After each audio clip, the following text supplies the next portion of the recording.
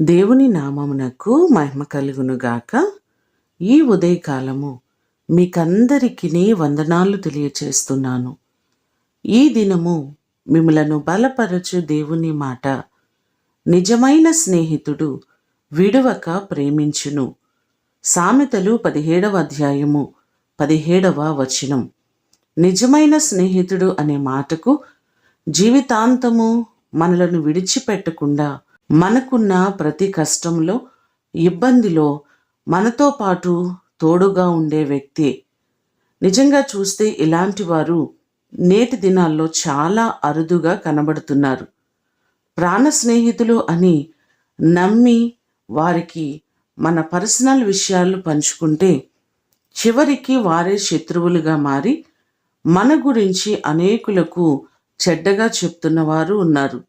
కానీ నిర్గమకాండము 33వ అధ్యాయము 11వ వచనములో చూస్తే, మనుష్యుడు తన స్నేహితునితో మాట్లాడుచున్నట్లు యెహోవా మోషేతో ముఖాముఖిగా మాట్లాడుచుండెను అనే మాటలు మనకు కనబడుతున్నాయి.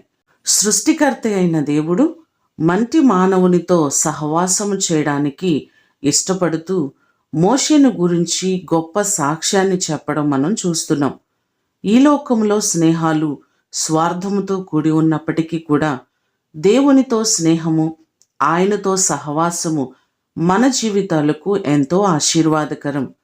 ఆయన మనలను ఎంతగా ప్రేమించాడంటే తన ప్రాణమును పెట్టేంతగా మన కొరకు ఆయన తన్ను తాను అర్పించుకొని తన సర్వస్వాన్ని మన కొరకు ధారపోసిన గొప్ప దేవుడు.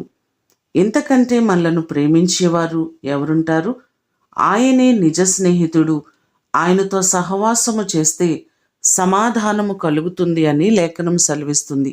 మనమందరమును నిజ స్నేహితుడైన ఆయనతో సహవాసము చేసి ఆయన ద్వారా అనేకమైన మేలులను పొందుకొందుముగాక. ప్రార్థన చేసుకుందాం. పరలోకమందున్న మా తండ్రి, మీ పాదములకు వందనాలు, స్తోత్రాలు. మీకంటే నిజమైన స్నేహితులు ఎవరున్నారు ప్రభువా? మా ప్రతి బాధలో, కష్టములో మీతో తప్ప మేము ఎవరికి మా విషయాలు చెప్పుకోగలం? సమస్తమును ఎరిగిన దేవుడవు.